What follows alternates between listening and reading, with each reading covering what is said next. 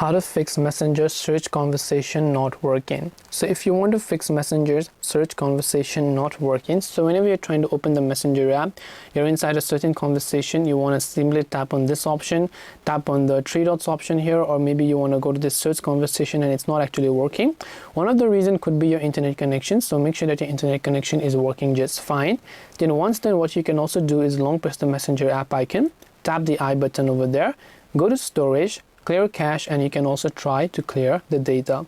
Once you clear the cache files and data, that should normally most of the time fix the issue. Otherwise, you can try to update your Messenger app to the latest version.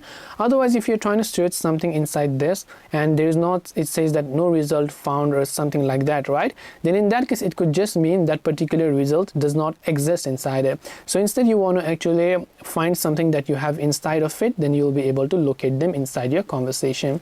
So I hope that this video helped you. If you have got any more questions, queries, or doubts, feel free to also leave them down in the comment section below. Thank you for watching till the very end of this tutorial, and as always, see you soon in our next video.